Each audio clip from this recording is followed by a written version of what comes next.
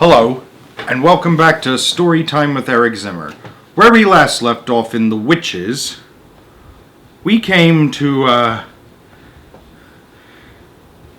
up to the part where the narrator and his grandmother take a vacation at a seaside resort in England. And the narrator comes across a meeting of witches. I have a bad feeling about this. Just like the people in Star Wars. You ready? Alright. Let's begin. Chapter 7. Frizzled like a fritter. All the women, or rather, the witches, were now sitting motionless in their chairs and staring as though hypnotized at somebody who had suddenly appeared on the platform. That somebody was another woman. The first thing I noticed about this woman was her size. She was tiny, probably no more than 4.5 feet tall. That is tiny. She looked quite young, I guessed about 25 or 26, and she was very pretty. She had on a rather stylish long black dress that reached right to the ground, and she wore black gloves that came up to her elbows. Unlike the others, she wasn't wearing a hat. She didn't look to me like a witch at all, but she couldn't possibly not be one. Otherwise, what on earth was she doing up there on the platform? And why, for heaven's sake, were all the other witches gazing at her with such a mixture of adoration, awe, and fear? Very slowly, the young lady on the platform raised her hands to her face. I saw her gloved fingers unhooking something behind her ears. And then she caught hold of her cheeks and lifted her face clean away. The whole of that pretty face came away in her hands. It was a mask! And as she took off the mask, she turned sideways and placed it carefully upon a small table nearby, and when she turned around again and faced us, I very nearly screamed out loud. The face of hers was the most frightful and frightening thing I have ever seen. Just looking at it gave me the shakes all over. It was so crumpled and wizened, so shrunken and shriveled, it looked as though it had been pickled in vinegar. It was a fearsome and ghastly sight. There was something terribly wrong with it, something foul and putrid and decayed. It seemed quite literally to be rotting away at the edges, and in the middle of the face, around the mouth and cheeks, I could see the skin all cankered and worm-eating, as though maggots were working away in there.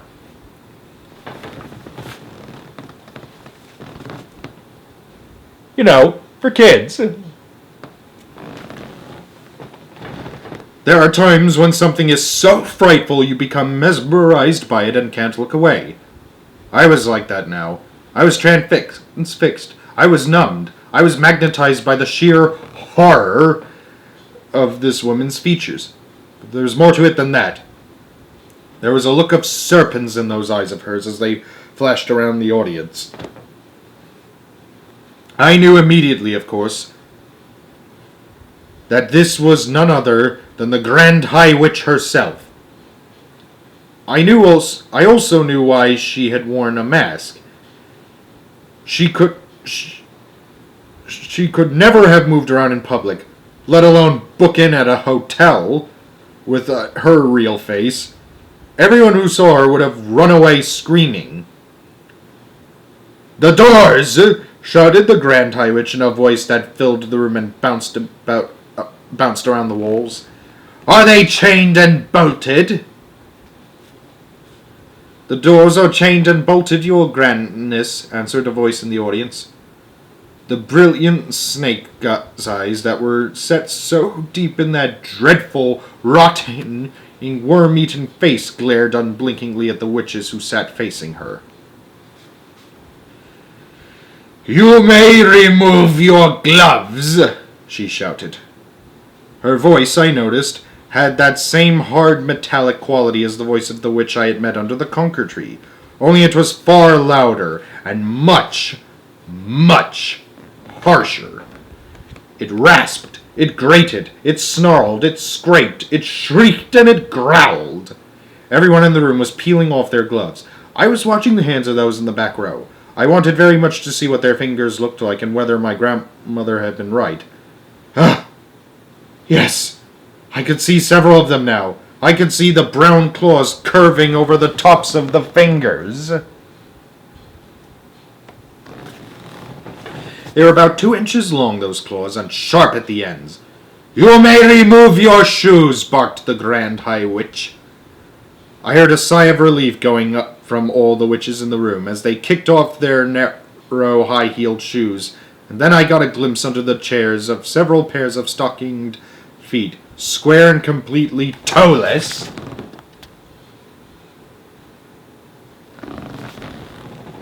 Revolting they were, as though the toes had been sliced away from the feet with a carving knife. "You may remove your wigs," snarled the growled Grand High Witch. She had a peculiar way of speaking. There was some sort of a foreign accent there, something harsh and guttural, and she seemed to have trouble pronouncing the letter W. As well as that, she did something funny with the letter R.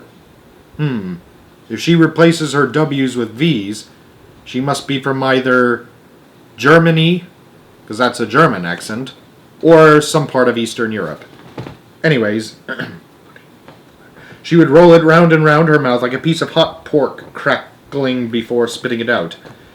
"Remove your wigs and get some fresh hair into your spotty scalps, she shouted, and another sigh of relief arose from the audience as all the hands went up to the heads and all the wigs, with the hats still on them, were lifted away. There now appeared in front of me, row upon row of bald female heads, a sea of naked scalps, every one of them red and itchy looking from being rubbed by the linings of the wigs. I simply cannot tell you how awful they were, and somehow the whole sight was made more grotesque because underneath those frightful, scabby, bald heads, the bodies were dressed in fashionable and rather pretty clothes. It was monstrous! It was unnatural! Oh, heavens, I thought. Oh, help. Oh, Lord, have mercy on me. These foul, bald-headed females are child killers, every one of them, and here I am imprisoned in the same room and I can't escape. At that point, a new and doubly horrifying thought struck me. My grandmother had said that, with their special nose holes, they could smell out a child on a pitch-black night from across the other side of the road. Up to now, my grandmother had been right every time. It seemed a certainty, therefore, that one of the witches in the back row was going to sniff me out any moment, and then the yell of "dogs' droppings" would roll up all over the room, and I would be cornered like a rat. I knelt on the carpet behind the screen, hardly daring to breathe, and suddenly I remembered another very important thing my grandmother had told me. "The dirtier you are," she had said, "the harder it is for a witch to smell you out." How long since I had last had a bath? Not for ages. I had my own room in the hotel, and my grandmother never bothered with silly things like that. Come to think of it, I don't believe I had a bath since we arrived. When had I last washed my hands or face? Certainly not this morning, not yesterday either. I glanced down at my hands. They were covered with smudge and mud, and goodness knows what else besides. Don't tell me. I don't want to know. So perhaps I had a chance after all. The stink waves couldn't possibly get out through all that dirt. "Witches of England!" shouted the Grand High Witch. She herself, I noticed, had not taken off either her wig or her gloves or her shoes. "Witches of England!" she yelled. The audience stirred uneasily and sat up straighter in their chairs. "Miserable witches!" she yelled. "Useless, lazy witches! Feeble, fribbling witches! You are a heap of idle, for good-for-nothing worms!" A shudder went through the audience. The Grand High Witch was clearly in an ugly mood, and they knew it. I had a feeling that something awful was going to happen soon. "I am having my breakfast this morning," cried the Grand High Witch, "and I am looking out of the window at the beach. And what am I seeing? I am asking you, what am I seeing? I am seeing a revolting sight. I am seeing hundreds. I am seeing thousands of rotting, repulsive little children playing on the sand. It is putting me right off my food. Why have you not got rid of them? She screamed. Why have you not rubbed them all out, these filthy, smelly children?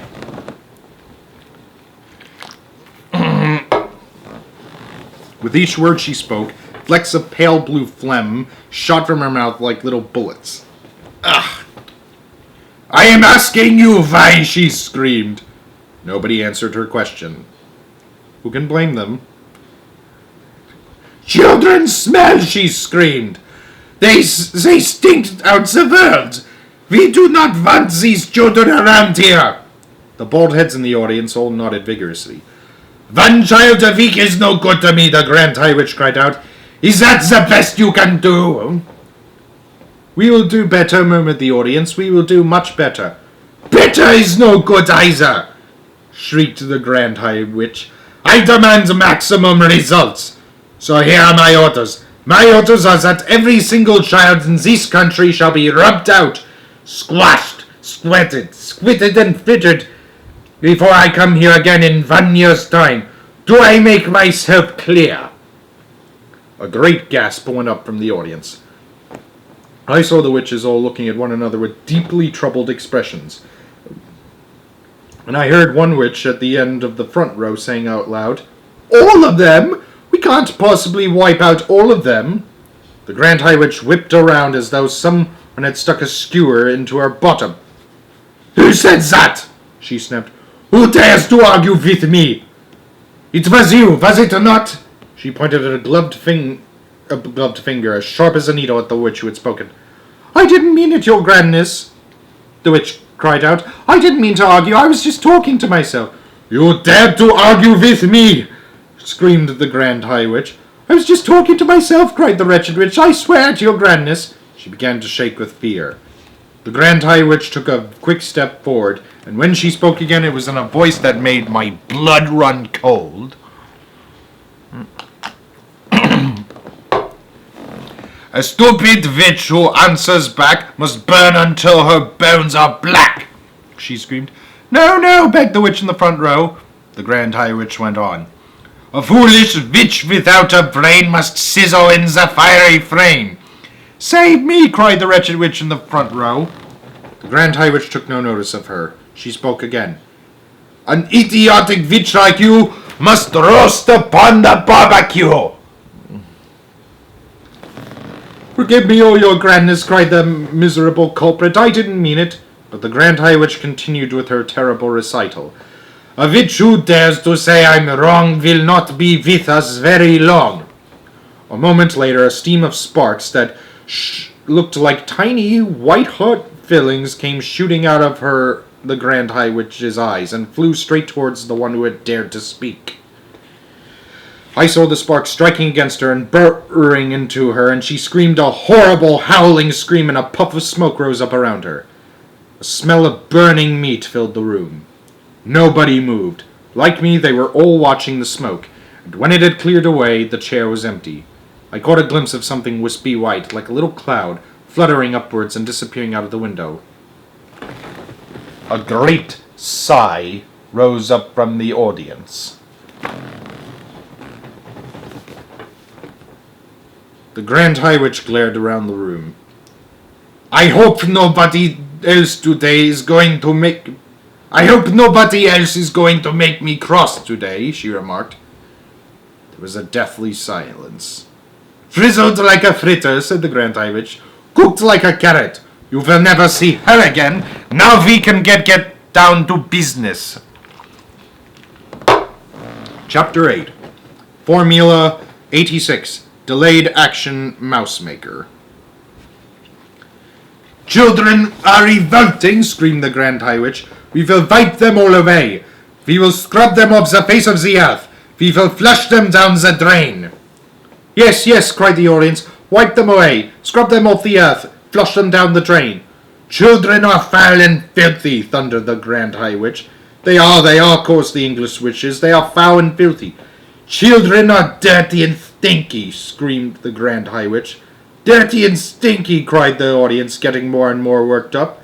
Children are smelling of dogs' droppings, screamed the Grand High Witch.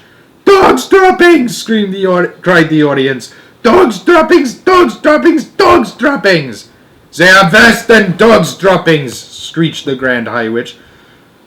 Dogs' droppings is smelling like violets and primroses compared with children. Violets and primroses, chanted the audience. They were clapping and cheering almost every word spoken from the platform. The speaker seemed to have them completely under her spell.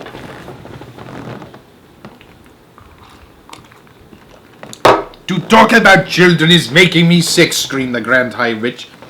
I am feeling sick even thinking about them. Fetch me a basin. The Grand High Witch paused and glared at the massive eager faces in the audience. They waited, wanting more. So now, barked the Grand High Witch, so now I am having a plan. I am having a giganticus plan for getting rid of every single child in the whole of England. The witches gasped. They gaped. They turned and gave each other their other ghoulish grins of excitement. Yes, thundered the Grand High Witch.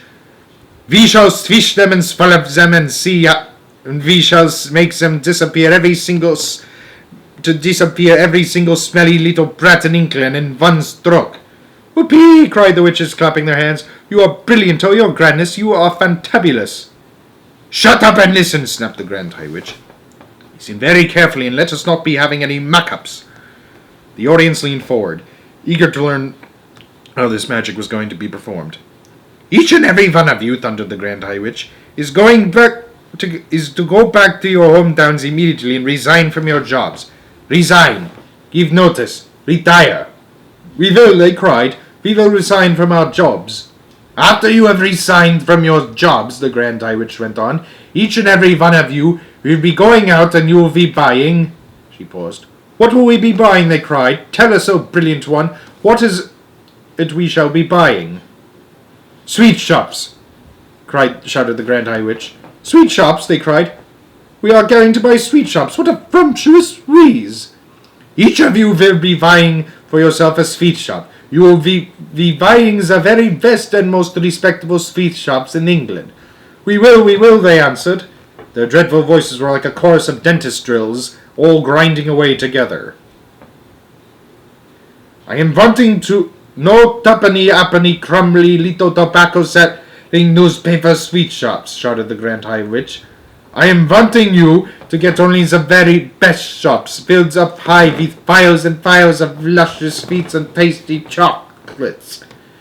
The best, they cried. We shall buy the best sweet shops in town.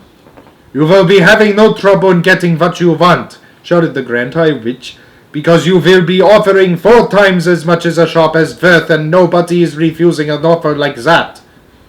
Money is not a problem to us witches, as you know very well. I have brought with me 6 trunks stuffed filled with English banknotes, all new and crisp, and all of them, she added with a fiendish leer, all of them homemade. The witches in the audience grinned, appreciating this joke.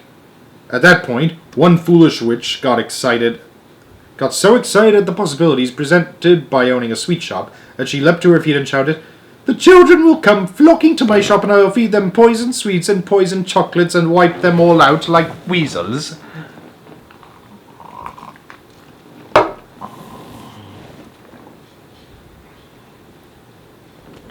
The room became suddenly silent. I saw the body of the Grand High Witch stiffen and then go rigid with rage. Who spoke? She shrieked. It was you over there. The culprit sat down fast and covered her face with her clawed hands. You blithering pumpkin! Screeched the Grand High Witch. You brainless bogwummer! Are you not realizing that if you are going around poisoning little children, you will be caught in 5 seconds flat? Never in my life am I hearing such a bosh-blopping suggestion coming from a witch. The entire audience cowered and shook. I'm quite sure they all thought, as I did, that the terrible white-heart sparks were about to start flying again. Curiously enough, they didn't. If such a tom-fuddling idea is all you can be coming up with, thundered the Grand High Witch, then it is no wonder England is still swarming with rotten little children. There was another silence. The Grand High Witch glared at the witches in the audience. Do you not know, she shouted at them, that we witches are working only with magic? We know your grandness, they all answered. Of course we know. The Grand High Witch grated her body, gloved hands against each other, and cried out, So each of you is owning a magnificent sweet shop. The next move is that each of you will be announcing in the window of your shop that on a certain day you will be having a great gala opening with free sweets and chocolates to every child. That will bring them in, the greedy little brutes, cried the audience. They'll be fighting to get through the doors. Next, continued the Grand High Witch, you will prepare yourselves for this great gala opening by filling every choc and every sweet in your shop with my very latest and greatest magic formula. This is known as Formula 86, Delayed Action Mouse Maker. Delayed Action Mouse Maker, they chanted. She's done it again. Her greatness has concocted yet another of her wondrous magic child killers. How do we make it a brilliant one? Exercise patience, answered the Grand High Witch. First, I am explaining to you how my Formula 86 Delayed Action Mouse Maker is working. Listen carefully. We are listening, cried the audience, who were now jumping up and down in their chairs with excitement. Delayed Action Mouse Maker is a green liquid, explained the Grand High Witch, and one droplet in each chocolate or sweet will be quite enough. So here's what happens. Child eats chocolate which has in it Delayed Action Mouse Maker liquid. Child goes home feeling fine. Child goes to bed still feeling fine. Child wakes up in the morning still okay. Child goes to school still feeling fine. Formula, you understand, is delayed action and is not working yet. We understand, oh brainy one, cried the audience. But when does it start working? It is starting to work at exactly 9 o'clock, when the child is arriving at school, shouted the Grand High Witch triumphantly. Child arrives at school. Delayed Action Mouse Maker immediately starts to work. Child starts to shrink. Child is starting to grow fur. Child is starting to grow tail. All is happening in precisely 26 seconds. After 26 seconds, child is not a child any longer. It is a mouse. A mouse, cried the witches. What a frumptuous thought. Classrooms will all be swarming with mice, shouted the Grand High Witch. Chaos and pandemonium will be reigning in every school in England. Teachers will be hopping up and down. Women teachers will be standing on desks and holding up skirts and yelling, help, help, help. They will, cried the audience. And what, shouted the Grand High Witch, is happening next in every school? Tell us, they cried, tell us, oh brainy one. The Grand High Witch stretched her stringy neck forward and grinned at the audience, showing 2 rows of pointed teeth, slightly blue. She raised her voice louder than ever and shouted, Mousetraps, he's coming out! Mousetraps, cried the witches. And cheese, cried the Grand High Witch. Teachers, he's all rushing and running out and getting mousetraps and baiting them with cheese and putting them all over the school. Mice is nibbling trees. Mousetrap is going off. All over school. Mousetraps is going snappity snap and mouse heads is rolling across the floor like marbles. All over England and every school in England, noise of snapping mousetraps will be heard. At this point, the disgusting old Grand High Witch began to do sort of witch's dance up and down the platform, stamping her feet and clapping her hands. The entire audience joined in the clapping and the foot stamping. They were making such a tremendous racket that I thought surely Mr. Stringer would hear it and come banging at the door. But he didn't. Then above all the noise, I heard the voice of the Grand High Witch screaming out some sort of an awful gloating song. Down with children, do them in. Boil their bones and fry their skin. Bish them, squish them, bash them, smash them. Break them, shake them, slash them, smash them. Offer chocolates with magic power. Say eat up, then say it louder. Cram them full of sticky eats. Send them home still guzzling sweets. And in the morning, little fools, go marching off to separate schools. A girl feels sick and goes all pale. She yells, hey look, I've grown a tail. A boy who's standing next to her screams, "Help, I think I'm growing fur." Another shouts, "We look like freaks. There's whiskers growing on our cheeks." A boy who was extremely tall cries out, "What's wrong? I'm growing small." 4 tiny legs begin to sprout from everybody round about. And all at once, all in a trice, there are no children, only mice. In every school is mice galore, all running around the schoolroom floor. And all the poor demented teachers is yelling, "Hey, who are these creatures?" They stand upon their desks and shout, "Get out, you filthy mice, get out! Will someone fetch some mousetraps, please? And don't forget to bring the cheese." Now mousetraps come in every trap, go snippy snip and snappy snap. Those mousetraps have a powerful spring. Those springs go crack and snap and ping. Is lovely noise for us to hear, is music to a witch's ear. Dead mice is every place around, piled 2 feet upon the ground, with teachers searching left and right, but not a single child in sight. The teachers cry, "What's going on? Oh, where have all the children gone? It's 9:30, and as a rule, they'll never